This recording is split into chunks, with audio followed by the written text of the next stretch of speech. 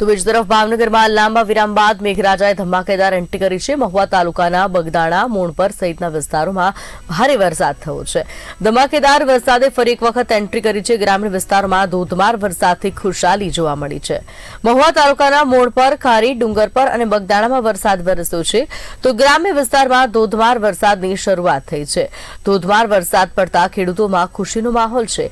લાંબા સમયથી વરસાદ ખેંચાયો હતો, જેના કારણે ખેડૂતોના પાકને નુકસાન જવાની પણ ભીતિ હતી, પરંતુ હવે ફરી એક વખત વરસાદ થતા ખેડૂતો ખુશ જોવા મળે છે। ભાવનગરના અનેક ગ્રામ્ય પંથકોમાં વરસાદ થયો છે।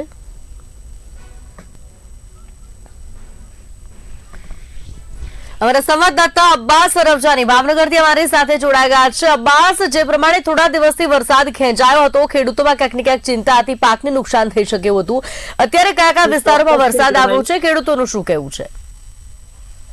ચોક્કસથી આપને જણાવી દઉં કે હમણાં ઘણા લાંબા સમયના વિરામ બાદ આજે ખૂબ જ સારી માત્રામાં હાલ વરસાદ શરૂ છે, જેમાં બગદાણા, મોણપર, ખારી અને આજુબાજુના ગામડામાં ખૂબ જ સારો એવો વરસાદ અત્યારે શરૂ છે। કયા કયા ગામો છે? મહુવા તાલુકાની આપે વાત કરી, તાલુકાના કયા કયા ગામ છે, કયા વિસ્તારો છે કે જ્યાં વરસાદ થયો છે? સ્થાનિક લોકોની અત્યારે વરસાદના કારણે શું પરિસ્થિતિ છે અને ખેડૂતોની શું છે?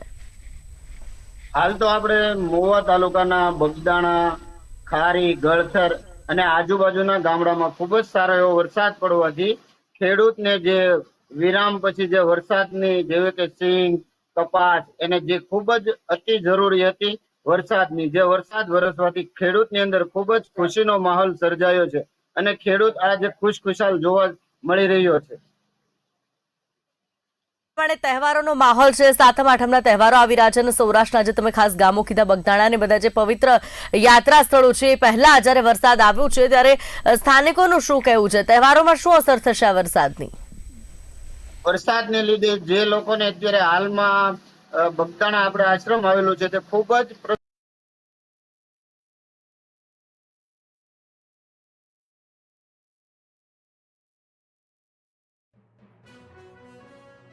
પરંતુ જે પ્રમાણે વરસાદી વાતાવરણ થઈ ગયું છે, વરસાદના કારણે લોકોને ગરમીથી આંશિક રાહત ચોક્કસ મળી છે, પરંતુ વરસાદના કારણે લોકોને, જે પ્રવાસીઓ આવી રહ્યા છે, ખાસ કરી જન્માષ્ટમી, શીતળા સાતમના તહેવારો સૌરાષ્ટ્રમાં ધામધૂમથી થતા હોય છે, અને એવા સમયે બગદાણા સહિતના વિસ્તારોમાં ધમાકેદાર વરસાદથી યાત્રિકોને થોડી તકલીફ પડી શકે, એના માટે પણ તંત્ર આગોતરા પગલાં લેશે, પરંતુ ગ્રામ્ય વિસ્તારોમાં ધોધમાર વરસાદથી ખેડૂતો ખુશખુશાલ છે।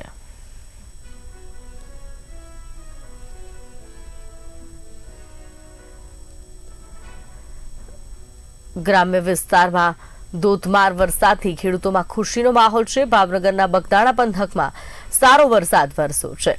બગદાણા દેવભૂમિ યાત્રાધામ છે, આશ્રમ પણ છે। બીજી તરફ વરસાદી માહોલની વચ્ચે તહેવારોની સિઝન છે, તહેવારોની વચ્ચે અનેક લોકો અહીં ફરવા માટે, દર્શન કરવા માટે પણ આવતા હોય છે। સતત મહુવાની આજુબાજુના જે ગ્રામ્ય વિસ્તારો છે ત્યાં પણ વરસાદ થયો છે, ડુંગરપુર સહિતના વિસ્તારોમાં પણ વરસાદી માહોલ છે। અબ્બાસ ફરી એક વખત આપણી સાથે જોડાઈ ગયા છે। અબ્બાસ, જે પ્રમાણે પહેલા પણ મેં વાત કરી કે જે પ્રમાણે તહેવારોની મોસમ છે અને યાત્રાધામો મહુવા તાલુકામાં છે, ત્યારે શું પરિસ્થિતિ, સ્થાનિક તંત્રની શું તૈયારી વરસાદના પગલે તહેવારોને લઈ? વરસાદના પગલે હાલમાં તો સ્થાનિક તંત્રની ખૂબ જ સારી એવી તૈયારી છે, જેના કારણે કોઈ પણ પ્રકારનો અનિચ્છનીય બનાવ ન બને તેની ખૂબ જ તકેદારી અહીંના આજુબાજુના સરપંચો રાખી રહ્યા છે, અને જેથી કરીને આવનાર યાત્રાળુને પણ ખૂબ જ સારી એવી સુવિધા મળે અને કોઈ પણ જાતની અગવડ ન પડે। પહેલા પણ મેં જે તમને પૂછ્યું કે વરસાદમાં જે રીતે ખેડૂતો ચિંતિત હતા, પાક સુકાવાની ભીતિ હતી અને વરસાદ જે રીતે ખેંચાયો હતો, અને હવે જયારે આખરે વરસાદ આવ્યો છે ત્યારે ખેડૂતો શું કહી રહ્યા છે? હાલમાં તો જો જોવા જઈએ તો જો હજી પણ 5-8 દિવસ વરસાદ ન આવ્યો તો ખેડૂતના પાક 100% માંથી 80% તો માલ ખરાબ થઈ જ જાત, પણ સંજોગ અનુસાર વરસાદ આવવાથી ખેડૂતના જે પાકમાં થતા નુકસાનમાં ખૂબ જ અંશે રાહત મળશે, અને જેના કારણે ખેડૂતને પોતાની નુકસાનીથી બચવાનો એક આ સહારો મળી ગયો છે, જેના કારણે આ વરસાદ એક ખૂબ જ મહત્વનો ભાગ ભજવી રહ્યો છે।